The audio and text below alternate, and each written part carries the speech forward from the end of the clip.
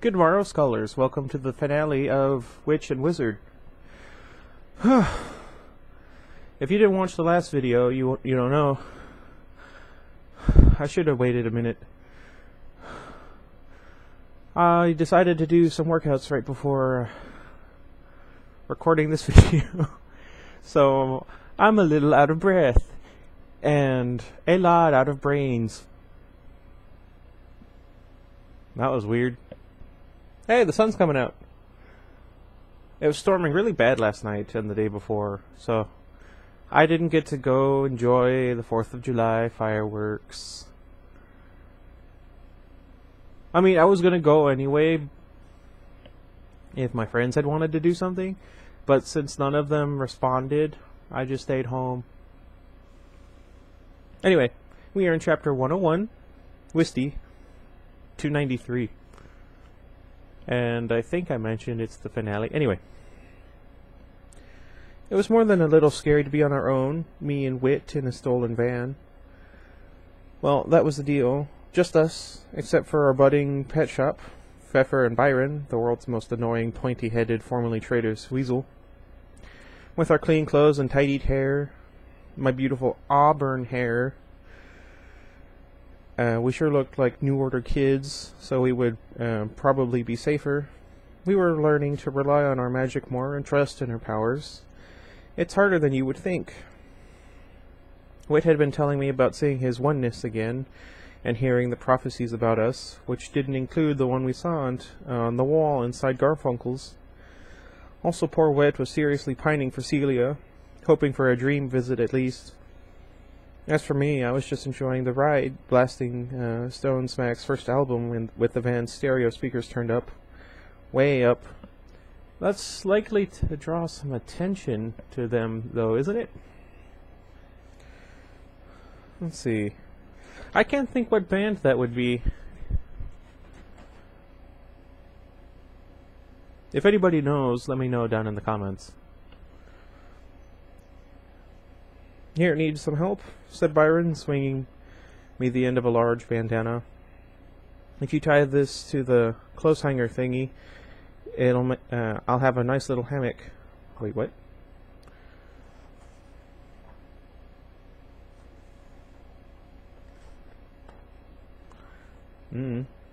I took the bandana and turned around in my seat. He'd already somehow fastened one end to a handhold. Resigned, I slung the other end over the small clothes hanger hooked next to me, and then tied a knot for him. That's what I'm talking about. Byron jumped up and curled himself into his little hammock, leaving only his pointy face showing. I sighed. Hey, said Wit, this looks familiar, doesn't it? Check it out. I scanned the landscape through my window. We'd been passing fields of crops, mostly corn, with signs saying, "Clean corn for clean people. We guarantee this product has not been sprayed, genetically modified, or tampered with by spellcasters, brought to you by the New Order Council of Agriculture." Weird stuff like that, probably written by the one who makes irritating billboards. I saw what Wit meant, though. Something about the shape of the land, the way the horizon looked. It was familiar to me, too. My back and neck tensed. Familiarity breeds, I don't know, paranoia? I'm always paranoid.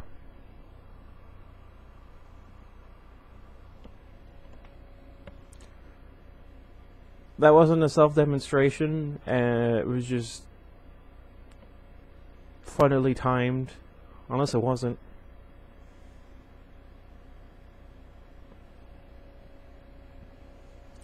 What's that? Asked Wit, pulling the van over to the side of the highway and pointing toward a shape in the distance, something poking up out of the unending sea of orderly crops. A tree?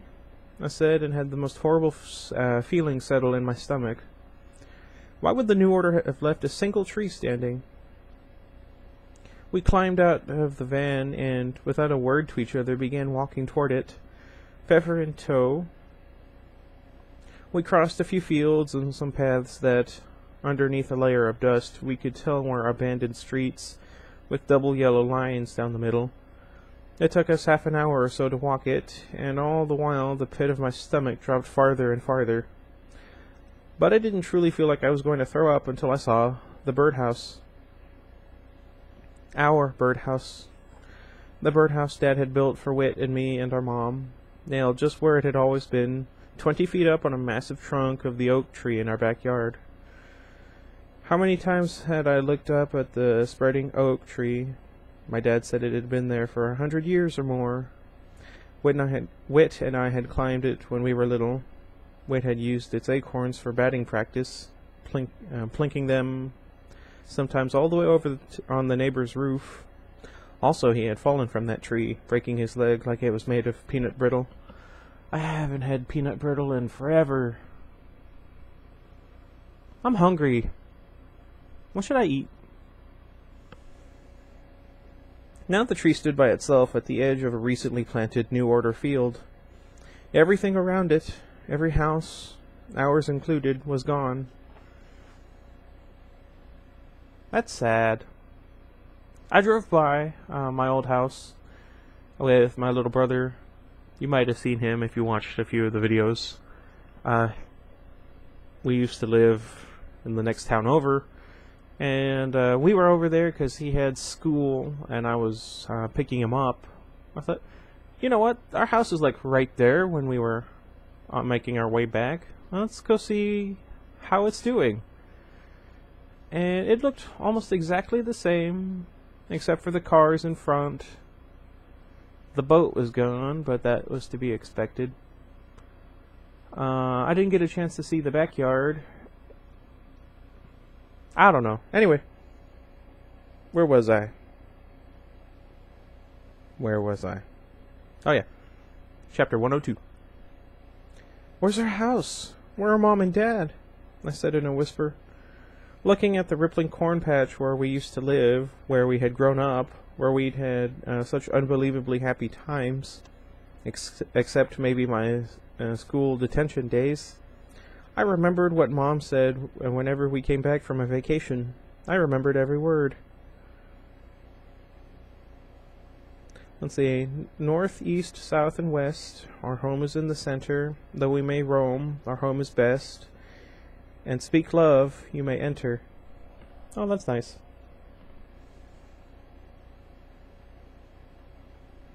To be honest, I'd never really understood it, and the last line had never made any sense. Speak of love, speak about love. Someone's nickname is Love, and she's telling him to speak. I murmured the rhyme again, as mystified by it as I had been by everything else that had happened since my normal life became a nightmare life. And speak love, you may enter, Whit mused. Speak love, I repeated, my heart aching then. Oh, wait, speak love. I stepped forward, closer to where our front steps had been. Love, I said loudly and clearly. Love. Then I held my breath as a ghostly shape began to form in front of us. It was our home, vaporous, see-through and not totally real, but the memory of our house, the essence of our house was here, right down to the ivy that climbed the southern wall and an old deflated football of Whit's. Then the front door opened and I felt my heart thudding heavily inside my chest. Please. Not the one, I prayed. What was that? Oh, the other day I was looking out the window because I had nothing better to do, and 5 dragonflies showed up and landed on the same stalk of one of the plants over here in our garden. And the first one was a decent size, but still kind of small.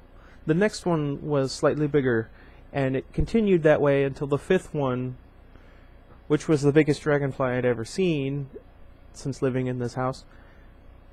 And then it kept switching with the one before it. I just thought it was really funny. Anyway, where was I? Not the one I prayed. 103. Eh.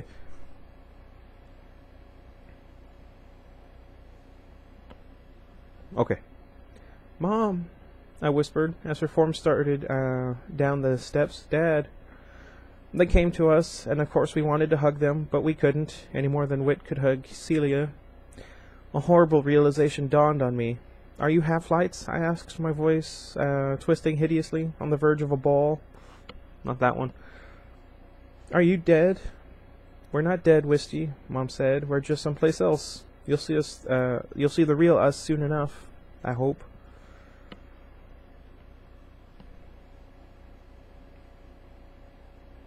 Where was I?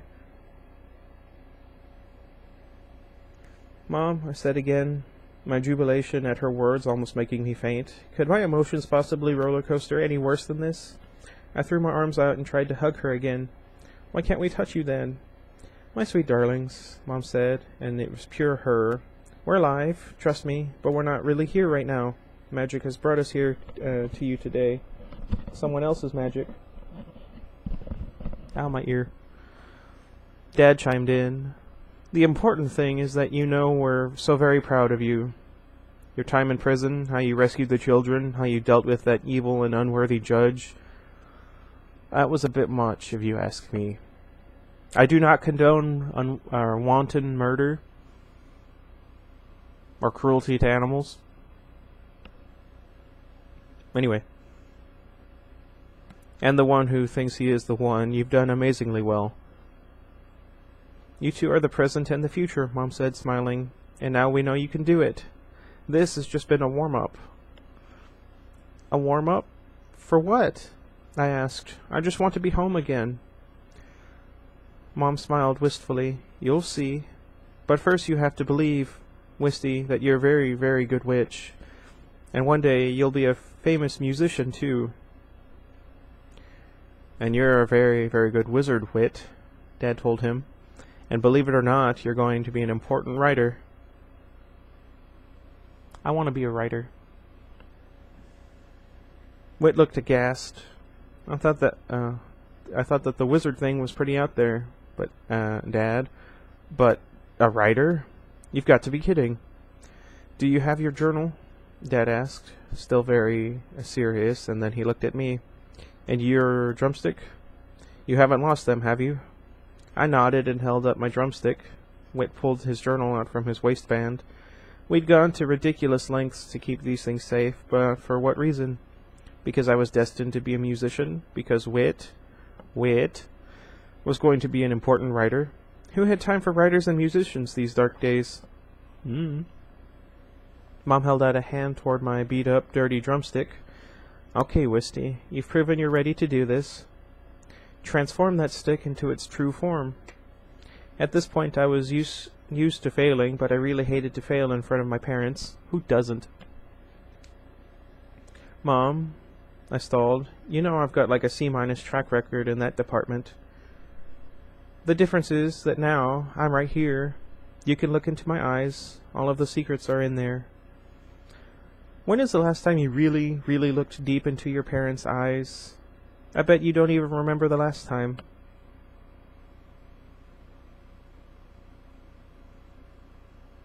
In my defense, it's out of shame that I don't. Anyway. Like, maybe since you were a baby and making stupid googly eyes at each other. Well, you'd be surprised at what happens when you go in there. It's kind of scary, actually. But in a good way. I'm not going to tell you anymore. Just try it yourself someday. I agree. Spend some time with your parents. Don't just call them. Don't just Skype them. Unless you physically are completely unable to physically visit them. Please. Just spend some time with them. I miss my dad. Where was I?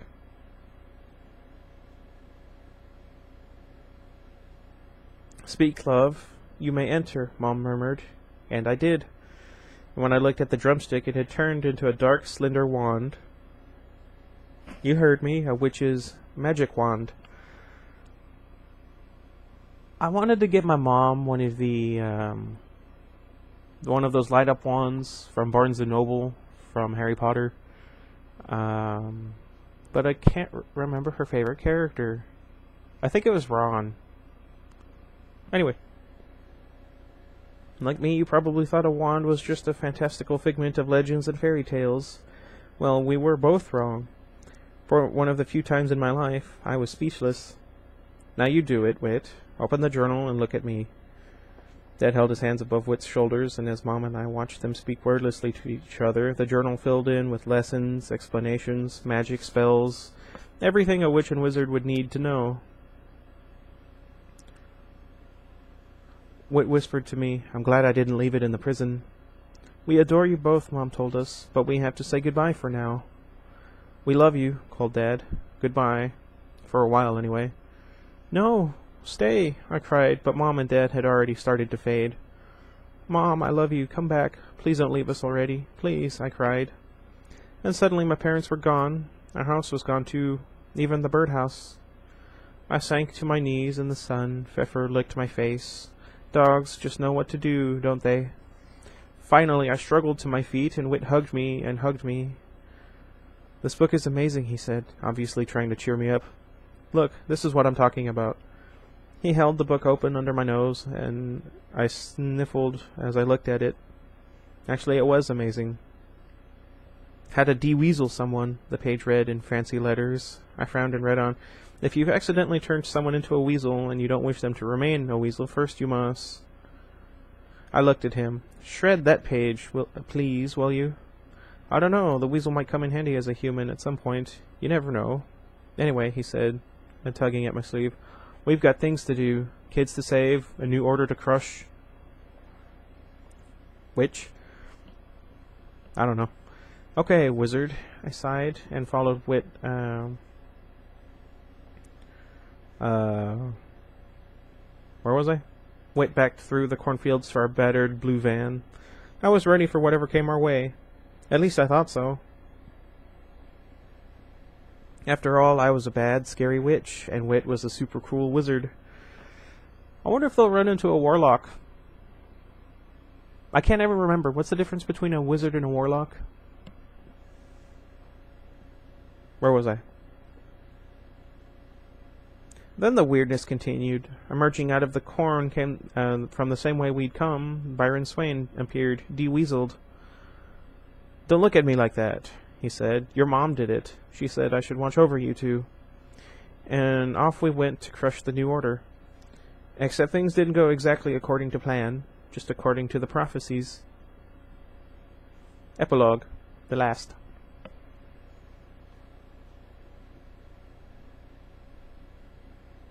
Yeah. Chapter 104. 305. Which, of course, brings us back to where we began. Waiting to be hung until dead in a stadium filled past capacity with craven looky-loos, and presided over by a fiend in black robes who scares the snot out of me. Seriously, the one who is the one radiates like he's some sort of bad energy power plant. And the most unnerving part isn't just the obvious power he has over the people in the stadium, from the officious security guards posted at every entrance to the slack-jawed gang of spectator teens in colorful NO sweatshirts sitting on the goalposts at the end of the field. No, the thing that freaks me out is that I can tell he's got magic. A lot of it. Serious mojo. His oneness gestures for the crowd to quiet, and they hush even before his hand is fully raised. How often in human history has somebody like him taken control of a whole society? You know the answer.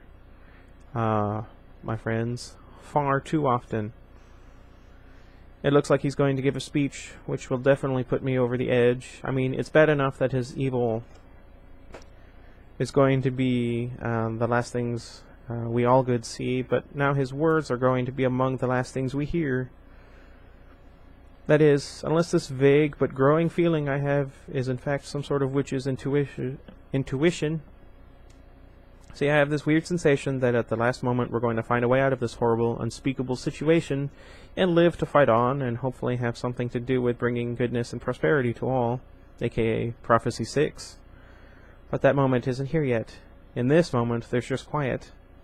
How can 100,000 people be so absolutely quiet? Magic. I'm glad I haven't been doing that this entire book through. Book through. I'm stupid. Where was I?